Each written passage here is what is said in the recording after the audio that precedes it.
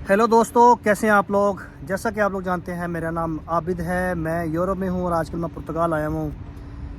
मैंने काफ़ी वीडियोस बनाई थी कि जी बुल्गारिया और रोमानिया शेंजन में आ रहे हैं। 31 मार्च को उनका डिसीजन था और 1 अप्रैल आज है और आज उनकी फ़्लाइटें स्टार्ट हो गई हैं। तो ये बड़ी गुड न्यूज़ है आप लोगों के लिए भाई, जिनकी पुर्तगाल आने की ख्वाहिश है वो पुर्तगाल डायरेक्ट नहीं आ सकते, क्योंकि वहाँ पे अपॉइंटमेंट का मसला ज़्यादा।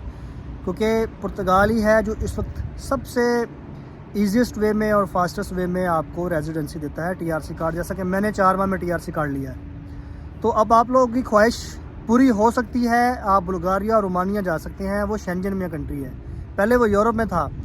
अगर आप लोगों को शेंजन में आना होता तो आपको शेंजन का वीज़ा, पुर्तगाल का भी वीज़ा चाहिए था, लेकिन अभी आपको वीज़ा नहीं चाहिए। आपको एक वीज़ा लग गया है रोमानिया बुल्गारिया का। तो क्योंकि ये शेंजन में आ गए हैं तो आप लोग वहाँ से आराम से डोमेस्टिक फ़्लाइट पकड़ें और वहाँ से बैठ के आराम से पुर्तगाल आ जाएं। तो रोमानिया 13 साल की स्ट्रगल के बाद, और बुल्गारिया, इन्होंने बहुत एफर्ट की है। ज़ाहिर सी बात है, एक पैरामीटर्स हैं। ऐसे आप लोग शेंजन में नहीं आ सकते, ऐसे कोई कंट्री में उठा के शेंजन में नहीं आ जाता। उसका प्रॉपर एक उनको ट्रायल देना पड़ता है, हायर लिटरेसी रेट हाई करना पड़ता है, वहाँ पे क्राइम रेशो कम करनी पड़ती है। तो बहुत से लोग डंकी लगा के सर्बिया से रोमानिया जाते थे, रोमानिया से फिर बुल्गारिया और इटली चले जाते थे। तो ऑस्ट्रिया ने काफ़ी प्रॉब्लम की कि जी यहाँ की जो बॉर्डर सिक्योरिटी है उसकी परमिशन हमारे हाथ में दी जाए, क्योंकि वहाँ पे ज़्यादा लोग डंकी लगा के ऑस्ट्रिया और इटली जाते थे। तो उन्होंने इस चीज़ को कंफर्म किया कि ऐसी कोई पायरेसी, ऐसी कोई वायोलेशन बॉर्डर से नहीं होगी, तो लिहाजा उन्होंने उनको शेंजन में ऐड कर लिया है। तो लकीली आज खुशखबरी लोगों के लिए, जो लोग बुल्गारिया और रोमानिया से पुर्तगाल आना चाहते हैं वो पुर्तगाल बड़े आराम से आ सकते हैं। पुर्तगाल में आपको पता है रेजिडेंसी खुली हुई है। इन मुल्कों में आपको रेजिडेंसी नहीं मिलती, जैसा कि जर्मनी, फ्रांस, इटली। लोग अरसा दराज 5-5, 8-8, 10 साल से फंसे हुए हैं। तो अपना साइलम जो है उसको वो एक्सटेंड करवा रहे हैं, ना कि उनको कोई डॉक्यूमेंट मिल रहा है। वो वहाँ से हिल नहीं सकते, वापस नहीं जा सकते। अब जर्मनी का मैं आपको एक एग्जांपल दे रहा हूँ। जर्मनी में डिपोर्टेशन स्टार्ट है, डिपोर्ट कर रहा है वो, पिछले माह से कर रहा है। 20 दिन का टाइम था, जो लोग साइलम सीकर थे उनका साइलम एक्सपायर हो चुका है। तो और उसने क्या किया, घर पे छापे मारना शुरू कर दिए और आपको डायरेक्ट आपके ही कंट्री में डिपोर्ट कर दिया। तो जो समझदार थे वो आराम से पुर्तगाल आ गए और पुर्तगाल में अपनी फाइल लॉक कर चुके हैं, लीगल एंट्री हो चुकी है। तो कल को कार्ड भी मिल जाएगा। तो आप लोग जो रोमानिया और बुल्गारिया में हैं, वहाँ पे जॉब्स हैं, सैलरी वहाँ पे कम है। पहले 500 यूरो थी रोमानिया में और आज वहाँ भी सैलरी तकरीबन 1000 यूरो तक हो चुकी है। लेकिन जो रेजिडेंसी है वो उनका प्रोसेस लंबा है। पुर्तगाल के कंपैरेटिवली अगर मुआवजा करें, पुर्तगाल से तो सब पीछे है। पुर्तगाल नंबर 1 पे है। पुर्तगाल का पासपोर्ट आप देख लें, अब चौथे नंबर पे रेड पासपोर्ट है। पासपोर्ट की कीमत 16 करोड़ है पुर्तगाल की। 16 करोड़ पे की इन्वेस्टमेंट है, जो D1 वीज़ा है, जो इन्वेस्टमेंट वीज़ा है। तो फिर आपको पासपोर्ट मिलता है। 16 साल तक एजुकेशन आपके बच्चों की फ्री है। तो ईजीएस्ट वे है। जो लोग जॉब सीकर वीज़ा अप्लाई कर रहे थे, पुर्तगाल का नेशनल ई वीज़ा, उनको बड़ा मसला आ रहा था, जी हमारी अपॉइंटमेंट नहीं हो रही।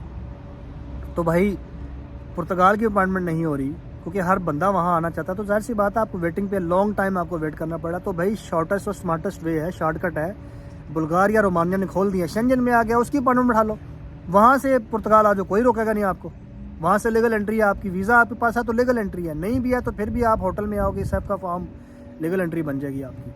तो ये सारी चीज़ें मेरे भाई आपके लिए एक बड़ी गोल्डन अपॉर्चुनिटी है। जो लोग दुबई, कतर, ओमान में अपनी ज़िंदगी ज़ाया कर रहे हैं, टाइम वेस्ट कर रहे हैं, भाई अपनी बाल आपके सफ़ेद हो गए हैं, लोगों के तो बाल ही गायब हो गए हैं, जड़ गए हैं, पानी ऐसा है यार, क्या फ्यूचर है वहाँ पे। मैंने अपनी ज़िंदगी के 7 साल वहाँ पे दिए हैं। बैंकिंग सेक्टर में था, एमएस एनबीडी में काम किया मैंने, फैब बैंक में काम किया, नानवर सिटी बैंक में काम किया। मेरी भी सैलरी बहुत अच्छी थी। मेरी 10,000 यूरो में 10,000 दिरहम मेरी बेसिक थी, बाकी 8-9 हज़ार 10,000 इंसेंटिव था। मेरी 20,000 गिरती थी अकाउंट में। तो मैं तो ये छोड़ के आया हूँ क्योंकि वो फर्जी लाइफ थी यार, टेम्परेरी लाइफ थी, जिसमें अनसर्टेनिटी हो, जिसमें फ़िक्स पता ही नहीं क्या होना है। मेरे पास पासपोर्ट हमारा आती होता, आराम से मैं अपना पार्टिसिपेट ज़िंदगी भर उनको देता, मेरे बच्चे ज़िंदगी भर उनको देते, मेरे बच्चों की तालीम। फ्लर्ट है यार, इनसिक्योरिटी, छड़ों वाला हिसाब। जैसे ही वीज़ा ख़त्म हुआ, करोड़पति से रोड़पति, आपके बच्चे भी आ गए, बच्चे आपकी जॉब पर डिपेंडेंट है, बीवी आपकी जॉब पर डिपेंडेंट है। आपने टेनेंसी कॉन्ट्रैक्ट लिया हुआ है आपने 1 साल का, चेक दिए हुए हैं, चेक बाउंस होंगे, जॉब जाएगी तो फिर किस्त नहीं कटेगी ना, तो फिर चेक बाउंस होंगे तो पुलिस वाला केस भी बन गया। ऐसे ही फ्री में क्या क्या कमाया, खाया ना पिया, गिलास तोड़ा, 13 यूरो, 13 दिरहम, 13 रुपये। तो ये क्या फ़ायदा इस तरह की ज़िंदगी का। तो मैंने भी ये फ़ैसला किया, मैं भी आप लोगों की तरह था मेरे भाइयों, नेपाली हो, बंगाली हो, अफ़गानी और पाकिस्तानी हो, मैं भी आपकी तरह ज़िंदगी वहाँ पे। हम लोग बहुत मेहनती हैं, हम आगे बढ़ने वाले, हमें रिवॉर्ड नहीं मिलता। लोग हमें, अगर आज आप अपनी ख्वाहिशात के लिए आगे नहीं बढ़ोगे तो कोई और अपनी ख्वाहिश पूरी करने के लिए आपको इस्तेमाल करेगा। तो इस्तेमाल हो रहे हो आप, तो ये बात पे डिपेंड करना आपने कितना और अरसा इस्तेमाल होना है। तो कंट्री ये मिडल ईस्ट जो है, जीसीसी, ये शेंजन कंट्री हैं, गल्फ़ कंट्री जो हैं, वहाँ पर ये शेंजन वीज़ा आपको पता ही है। तो ये एक गेटवे है, इसको इस्तेमाल करके आप आगे निकल जाओ, दुआएं दोगे। अब मैं आज कोई ऐसा काम करो कि आपको लोग दुआएं दो। आज मेरी आंतें दुआ देती हैं, अंथड़ियाँ दुआ देती हैं पुर्तगाल को। यार देखो ना, टीआरसी कार्ड दे दिया, पूरे यूरोप में मैं वीज़ा फ्री जा सकता हूँ। 3 पे स्लिप लगानी है, अमेरिका कनाडा मेरे लिए खुला हुआ है, ऑस्ट्रेलिया मेरे लिए खुला हुआ है, मैं कहीं भी जा सकता हूँ। क्यों पॉसिबल हुआ? पुर्तगाल की वजह से। मैं पुर्तगाल में हूँ आज, सिक्योरिटी है ना, फिर अनसर्टेनिटी तो नहीं है। मुझे पता है अब मेरा बच्चा यहाँ पैदा होता है, पासपोर्ट मिल गया उसको, 16 साल तक एजुकेशन फ्री है, मुझे टेंशन फ्री। वहाँ सो सकते हो, दुबई, कतर, ओमान में सो सकते हो यार, कहाँ सो सकते हो आप? तो ज़िंदगी ज़ाया करने से बेहतर है बुल्गारिया, रोमानिया एक गोल्डन अपॉर्चुनिटी है। पहले 27 कंट्री थे, अब 2 और ऐड हो गए, तो 29 कंट्री हो गए हैं। तो भाई और क्या चाहिए? बुल्गारिया, रोमानिया जाओ, वहाँ से आके पुर्तगाल चले जाओ, जर्मनी। बाद में जब पासपोर्ट मिल जाए तो फिर तो आप कतर, ओमान, दुबई की ख्वाहिश भी पूरी कर लेना। फिर जब मर्ज़ी आ जाओ, फिर आपको कोई छड़ा नहीं करेगा, जला को कोई आपको कोई महाजर नहीं बोलेगा। फिर आपको सर आंखों पे फिर जय करेंगे आपके सामने ये सारे शेख भी, समझ गए ना? लेवल पे रह के खेलो इनसे। तो उसके लिए एक स्ट्रेटेजी है, स्ट्रेटेजी जिस तरह मैंने की वैसे करो। यहाँ अगर किसी हेल्प की ज़रूरत है मुझे बताओ, फ़ाइल लॉक करवा दूँगा आपकी। प्रॉपर लॉयर मेरे साथ है, मैं स्टूडेंट हूँ यूरोपियन लॉ का।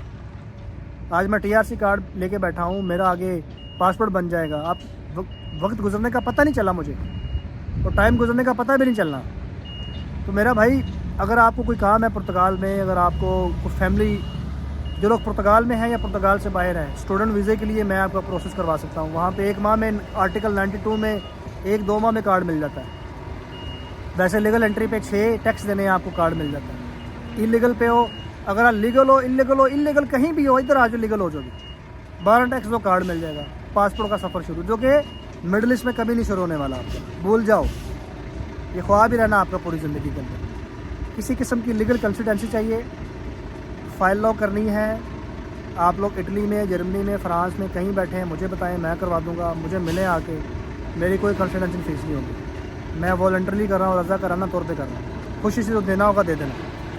तो Bulgaria, Romania, it's a very good option. 2 country हैं, वीज़ा लेके चले जाओ, पुर्तगाल आ जाओ।